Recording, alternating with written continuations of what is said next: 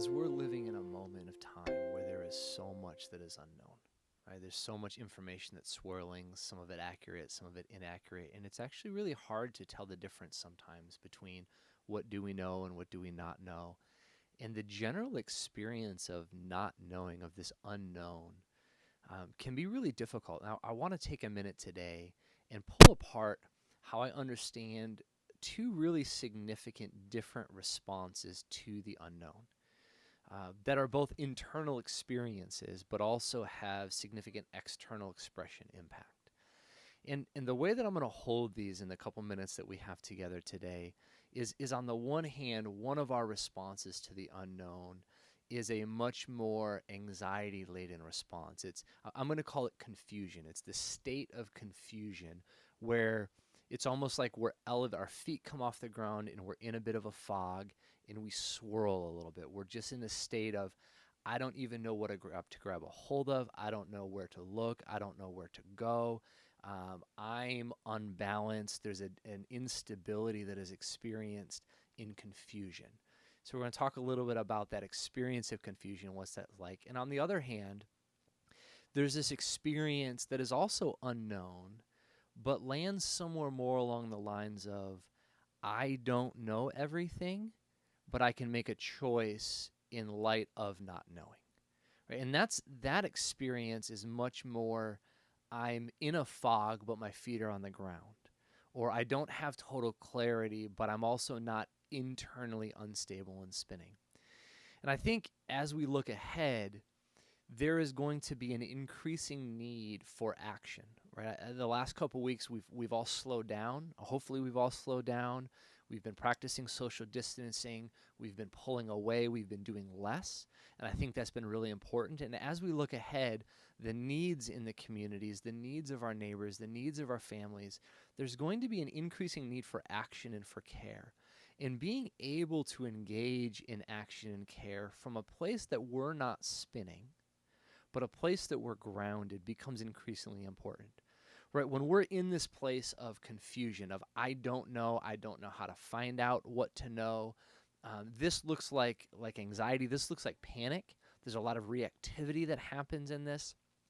And one of the challenges with being in a place of panic and being in a place of where I am internally spinning and I cannot slow it down, and I'm laying in bed and my thoughts are going every night, and I'm just a little bit more irritable and jumpy, or I don't know how to connect to anything, and so I push everything away. And in this state of confusion, when we act out of a state of confusion, the actions end up being quite impulsive.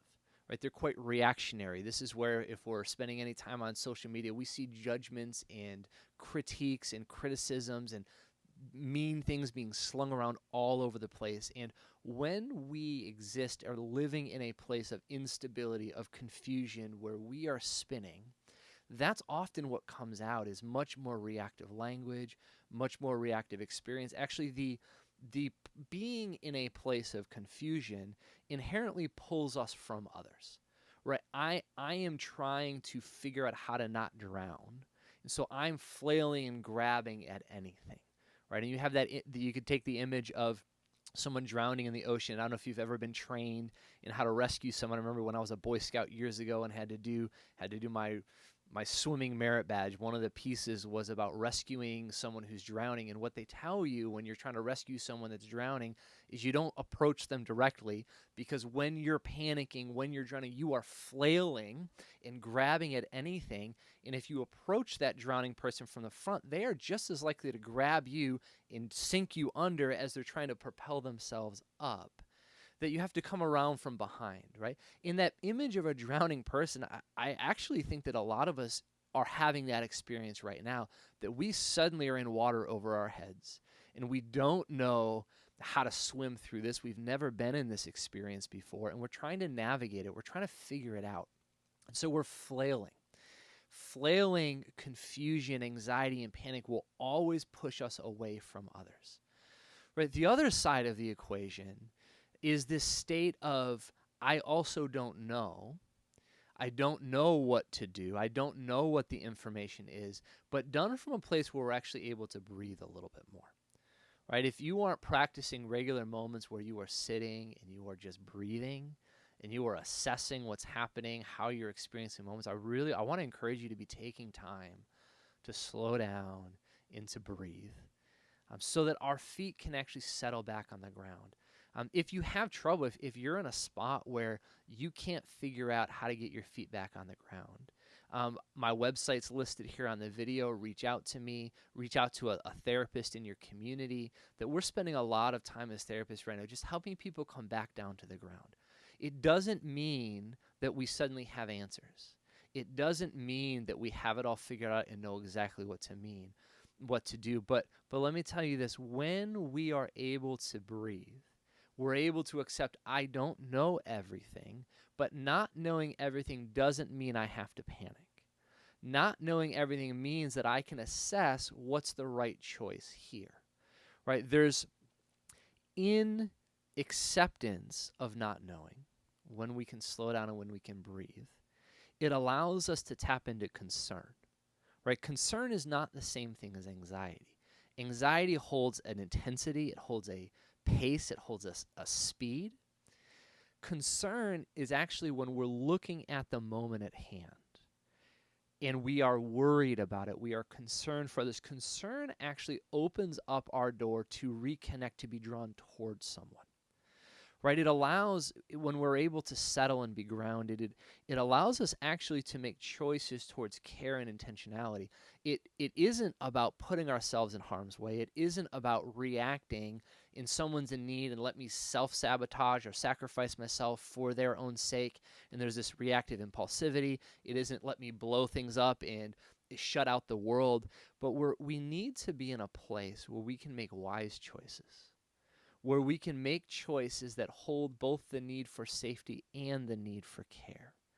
And in order to be able to make those choices that are going to allow us to care for our families, that are going to allow us to care for ourselves, that are going to allow us to care for our community, we're going to need to find ways of breathing and slowing down, of getting our feet back on the ground in the midst of a time when we don't have the answers. We need to be looking at each other and go, I don't know and you don't know, and we can be okay in the midst of not knowing as we take some time and we own the fact that not knowing can cause us to panic, right? The not knowing triggers many of us in very different ways. Some of us in the midst of not knowing will feel powerless and just start to beat the crap out of ourselves because we should be able to know and we should be able to figure it out. Some of us in not knowing will feel really insecure and really unsafe.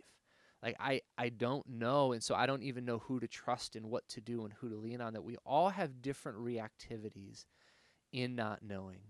When we turn a blind eye to the reactivity, when we just keep flailing, trying to find something, we end up in anxiety, we end up in panic, we end up pushing others away, we end up furthering our own isolation.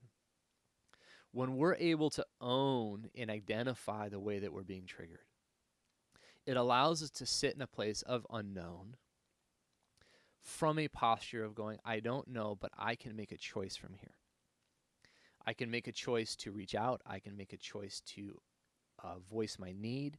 I can make a choice to care for myself. I can make a choice to structure my life differently. That there are many choices that have been removed from us.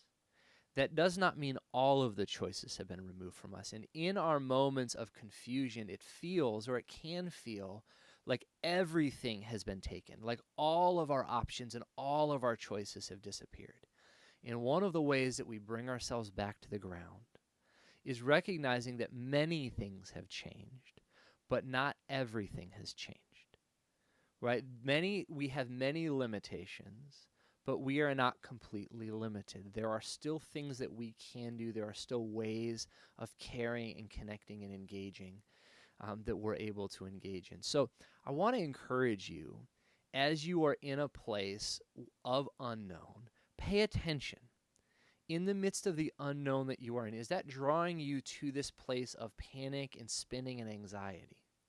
And if that's the case, you're probably finding yourself more distant from others.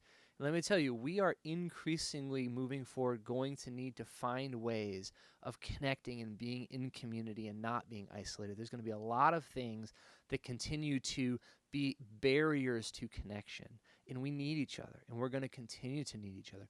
So as you are noticing the unknown pulling you into this place of impulsive reactivity, of withdrawing and shutting out, of anxiety and of spinning, I want you to actually sit down for a moment and go, what am I experiencing?